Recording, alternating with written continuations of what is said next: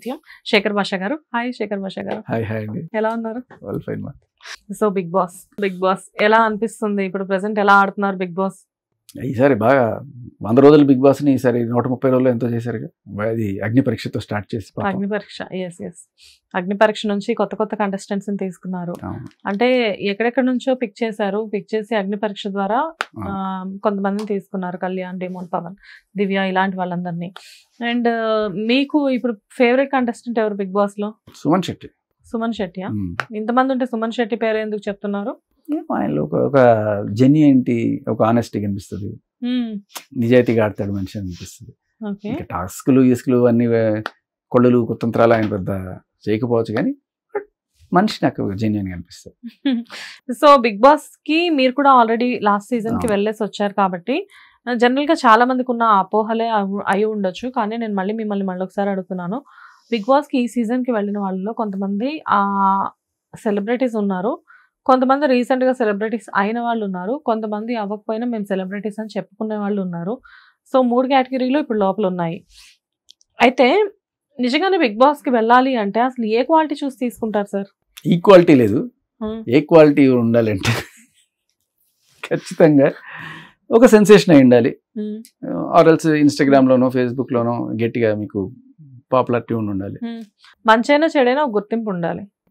ఇంకా చెడులో గుర్తింపు ఉంటే మీరు అన్నట్టుగా లావణ్య ఉండేది కదా బిగ్ బాస్ లో.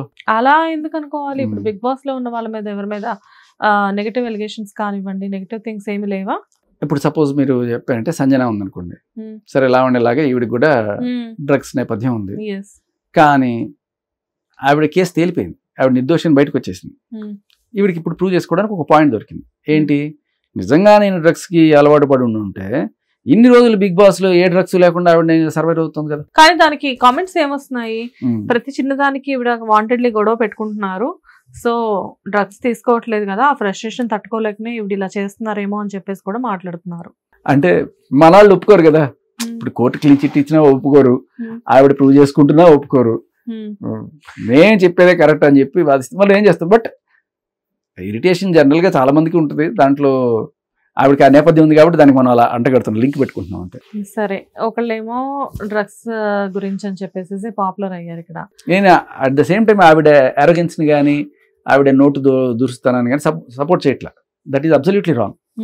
ఆవిడ ఎవరినైనా సరే తక్కువ చేసి మాట్లాడడం కానీ, దొంగతనాలు చేసి వాళ్ళకి వీళ్ళకి కొట్టుకుంటున్నా కూడా హీ అని సంతోషించడం కానీ, అవి నాకు అసహ్యంగా అనిపించింది.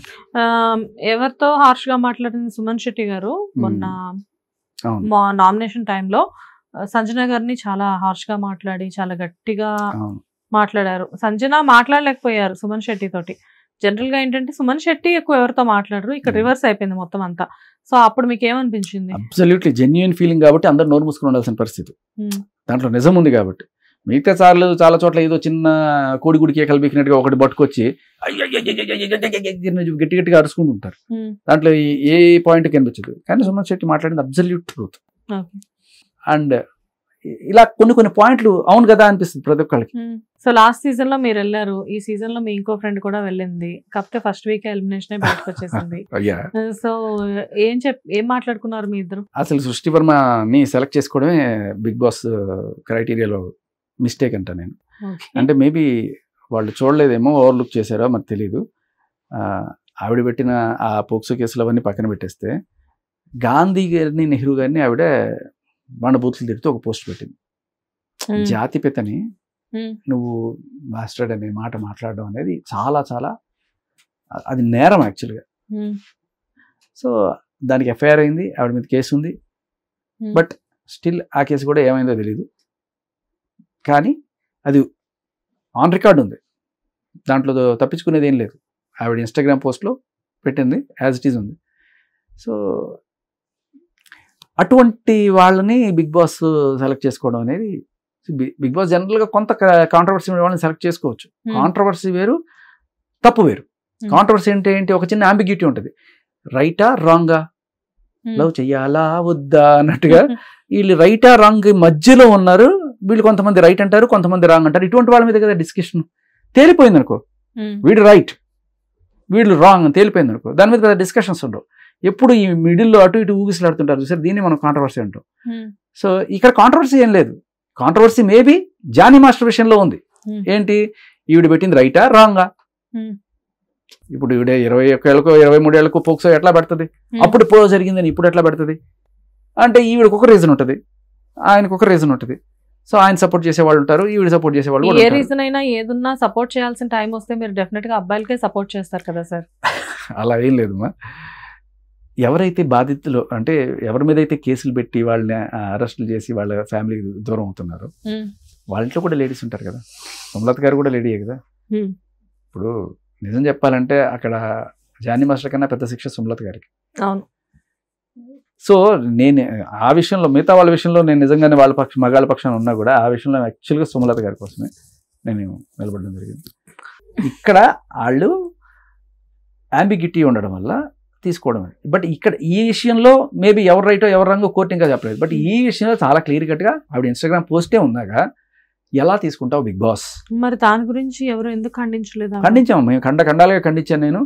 తర్వాత మేబీ కొంతమంది కాంగ్రెస్ పార్టీ వాళ్ళు ఖండించారు, కొంతమంది గాంధీ మహాత్ముడి ఫాలోయర్స్ ఖండించారు.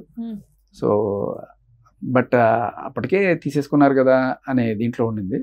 అంటే బిగ్ బాస్ లో ఎవరిని సెలెక్ట్ చేస్తారు అనేది కంప్లీట్ సీక్రెసీ ఉంటుంది. అవును.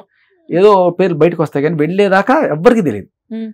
సో ఆ కోణంలో బిగ్ బాస్ ఓవర్లుక్ చేసేసి ఉండొచ్చు, ఆవిడ వెళ్ళిపోయి ఉండొచ్చు. బట్ వెళ్ళిపోయిన తర్వాత పలానా వాళ్ళు సెలెక్ట్ అంటే ఎర్రీ ఈవిడనట్టే సెలెక్ట్ చేస్తారు, ఈవిడ మీద ఇది ఉంది కదా అని చెప్పి అన్నప్పుడు బిగ్ బాస్ అబ్బో అని చూసుకోలేదే, సరే పంపించేయండి ఫస్ట్ వీక్ అనుకున్నాడేమో. ఇలా కూడా జరుగుతుందా? అలా జరగదు యాక్చువల్గా. జనాలు ఓటింగ్ మీదే జరుగుతుంది. సో కంప్లీట్లీ జనాలు ఆవిడకి అగ్నెస్ట్గా ఉన్నారనే విషయం దాంట్లో మనకి అర్థమవుతుంది.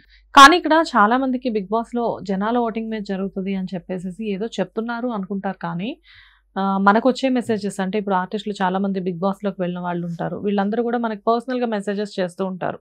ఒక నంబర్కి మిస్డ్ కాల్ ఇమ్మని కానివ్వండి, ఓట్ చేయమని కానివ్వండి, ఇవన్నీ మనకు చూసినప్పుడు తెలుసు. బట్ బయట ఆఫ్ ది కెమెరా బయట తిరిగే వాళ్ళందరూ కూడా ఎలా మాట్లాడుకుంటారంటే అదంతా స్క్రిప్టెడ్, ఏదో డబ్బులు ఇచ్చుంటారు. Absolutely wrong.